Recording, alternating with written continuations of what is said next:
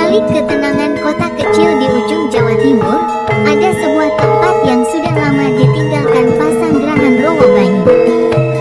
Dahulu tempat ini ramai dikunjungi para peziarah dan petapa. Kini, hanya suara angin dan desir air rawa yang tersisa. Tapi ada satu malam yang tak pernah diceritakan siapapun. Malam terakhir, ketika seseorang menginap dan tak pernah keluar dengan cara yang sama. Siapkan hatimu, karena kisah ini akan mengungkap rahasia kelam yang terkubur dalam diamnya air Rowobanyu. Oke Besti, pengalaman goib Besti kali ini dari Kak Bagas. Terima kasih Kak Bagas yang sudah mengirimkan pengalamannya kali ini. Dan buat Besti-Besti, jika punya pengalaman goib yang ingin di-share bisa hubungi tim aku.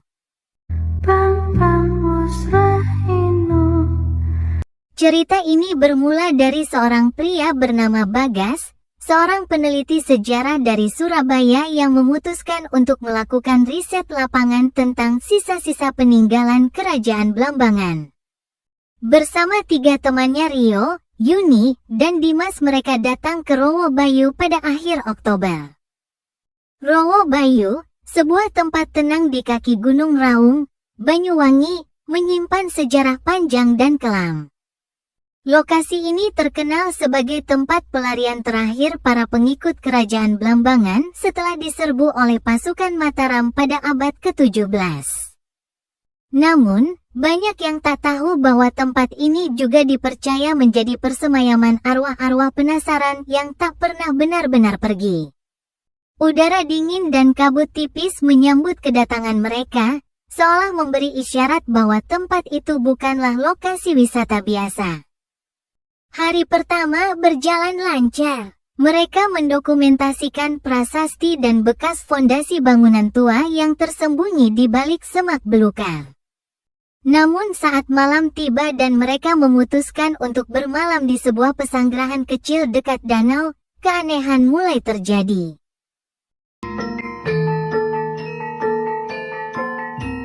Yuni mengaku mendengar suara gamelan dari arah hutan, padahal tak ada siapapun di sekitar.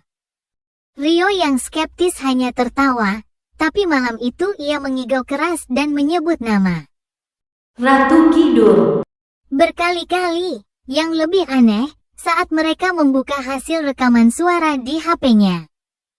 Terdengar suara lain menyusup di tengah rekaman, suara seorang perempuan dengan napas berat, berbisik.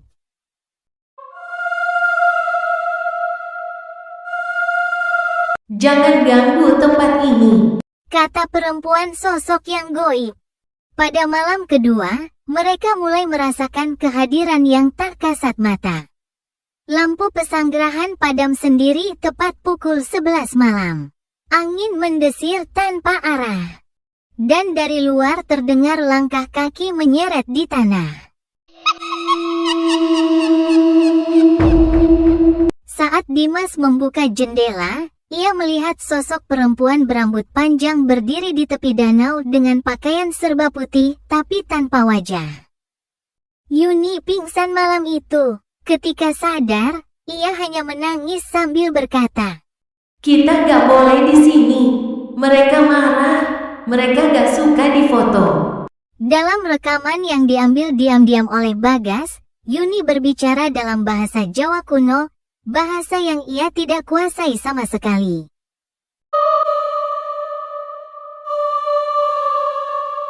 Malam ketiga menjadi malam terakhir mereka di Rowobanyu. Tepat pukul 2 pagi, Rio menghilang. Mereka mencarinya hingga ke tepi danau, ke hutan, bahkan ke jalur bekas candi tua. Yang mereka temukan hanyalah jejak kaki yang mengarah ke danau dan berhenti di Uyuna Dermaga.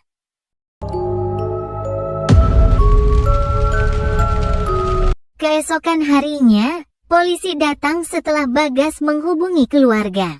Tapi pencarian tak membuahkan hasil. Yang mereka temukan hanya satu hal. Sebuah kamera yang masih menyala di bawah pohon besar, dengan rekaman terakhir menampilkan Rio sedang melihat sesuatu. Sebuah kamera yang masih menyala di bawah pohon besar, dengan rekaman terakhir menampilkan Rio sedang melihat sesuatu.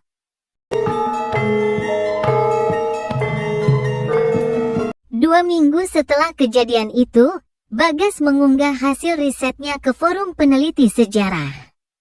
Namun beberapa hari kemudian, akun miliknya tak lagi aktif. Menurut kabar, Bagas mulai mengalami gangguan mental dan tidak mengenali siapapun, termasuk keluarganya. Yuni lah dirawat di rumah sakit jiwa di Malang. Setiap malam satu suro, ia menjerit keras, berkata bahwa arwah para prajurit Belambangan masih marah karena tanah.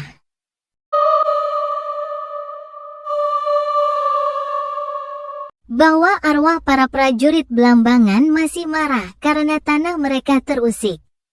Hanya Dimas yang selamat dan masih bisa berbicara normal, tapi hingga kini ia memilih bungkam total soal kejadian itu.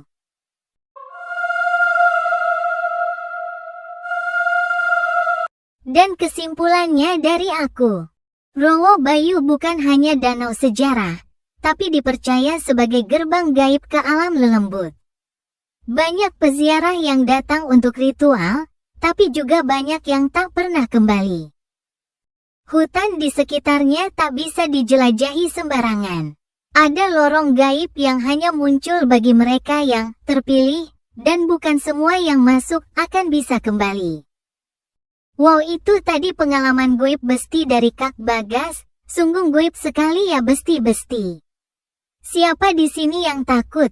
Jangan lupa komen dada bestiku, ketemu di pengalaman goib besti selanjutnya.